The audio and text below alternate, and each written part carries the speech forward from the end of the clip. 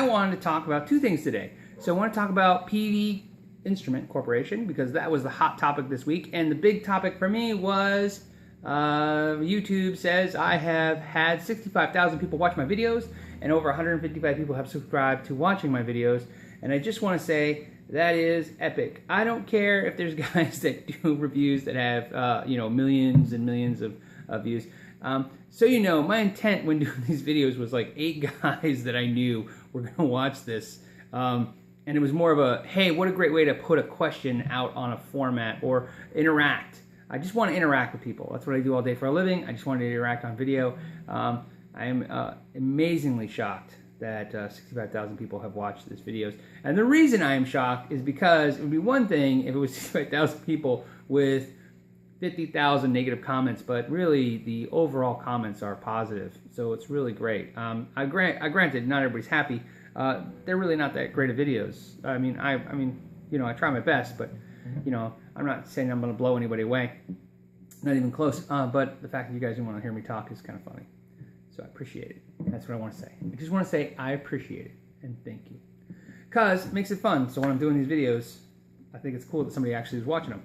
So Peavey guitars, I want to talk about that. Here's why. Because I got rid of TV a couple years ago. So like a lot of people, I only have Netflix, Hulu, and YouTube. And I watch mostly YouTube because I'm a gear junkie, so I watch reviews. I watch all the same reviews that you guys probably watch, or if not more. And so I don't really get into the news, and I don't get into tabloids, and I never know what's going on. And when the guys at the shop start talking about some crazy thing, I never know. But this week, they talked about Peavey was being in the news, and I was like, what? Peavey's in the news? And it was because they were on the show, the Hidden Boss show, right? Undercover Boss. And apparently it was a big debacle. So I watched it. I went on YouTube, and it was on YouTube. You can watch it. It's 40 minutes long. And it's horrifying. I mean, you're going to watch it. Now, when I say horrifying, I don't mean like I'm appalled and disgusted. I mean, it was just the most horrible PR thing you could ever want in any new business.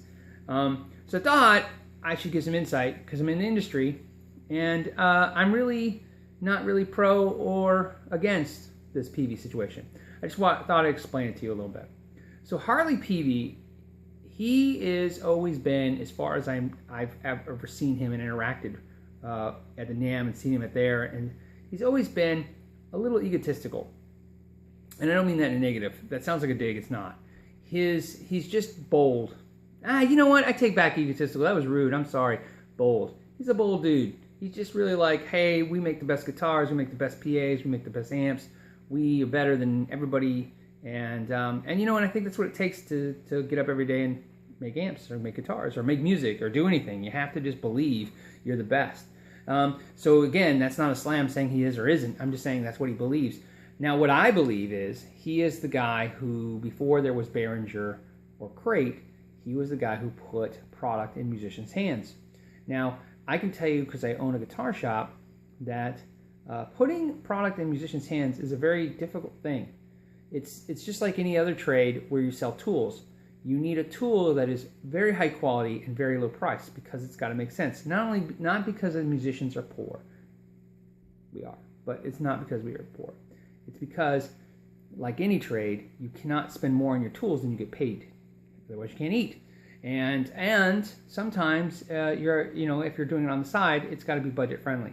So Peavey was able to do that. They were able to put product in people's hands very inexpensively. Okay, and made in the USA. Now, made in the USA sounds like it's a really great thing that Peavey did, but keep in mind at that time, Crate was made in the USA, Fender was made in the USA. I mean, a lot of stuff. I mean, you walked in a store, so 20 years ago, not 50, 20 years ago, you'd walk in a music store, a large percentage of amplifier technology was made in the USA. Just how it was. Crate was USA, Randall was USA for the most part. There was a ton of companies making stuff in the USA. I think CMC amps. There was a ton of amps, just weird stuff, all made in the USA. And a ton of USA guitars, but obviously a lot of Japan and Korea. Right now, of course, it's mostly China and Indonesia. So the point is that, he moved to China like everybody else, and the factories, have suffered because the consumer base buys less expensive gear. The question, though, that I have always is, I do not believe ever when anybody says people like cheap gear. I don't like it when people say it in the store. I don't like it when vendors tell me that people buy crap or people just want crap. It always infuriates me. I don't believe that to be true. I believe people want high-quality product. They just need it to fit a budget. That's all it's about, right? I understand some people like to get a deal, or some people like to, feel like they stole a piece of gear because it was so cheap. I get that. That's an exhilarating feeling to everybody. I get that. But the truth is, everybody else just wants to get value for product. No one says they want it made in China or they may want it made cheap.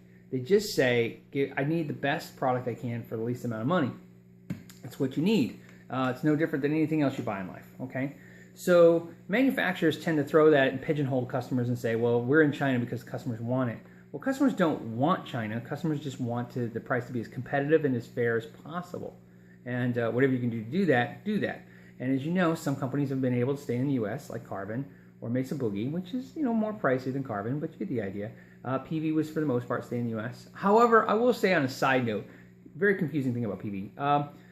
For years, I contacted Peavey to be a dealer. And every year when I talked with them, it was a big mess because we don't do PA, we just do guitar.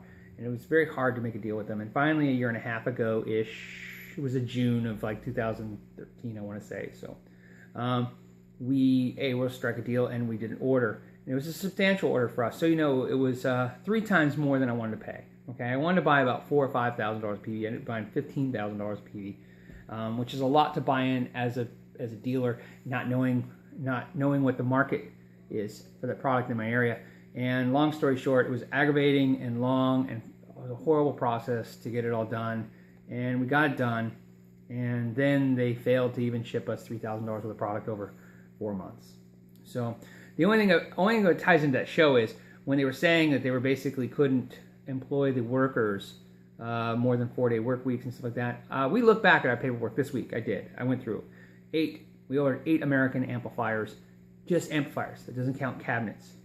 Doesn't sound like a lot, but it is because they only shipped us 3 and they had 5 on back order for so long that we finally gave up on them.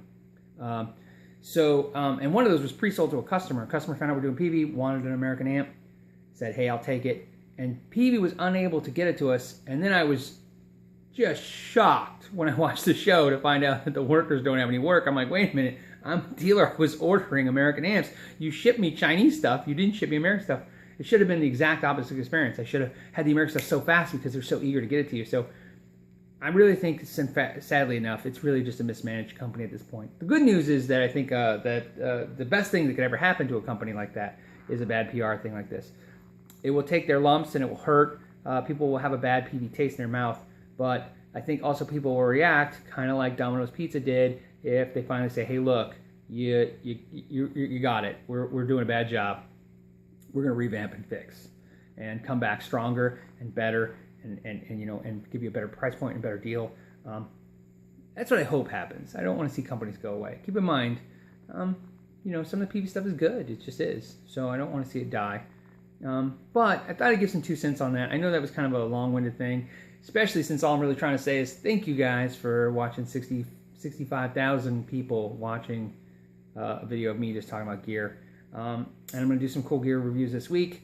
I got some cool new gear. I bought some new gear for myself. I bought 3 new pedals, and I bought a new guitar. And I still haven't done a review on this guitar, which is my absolute favorite, this S2 semi-hollow. So, I love this guitar so much that I broke my own rule, which is never to own 2 of anything. And I bought another one in a different color, and it's on its way too.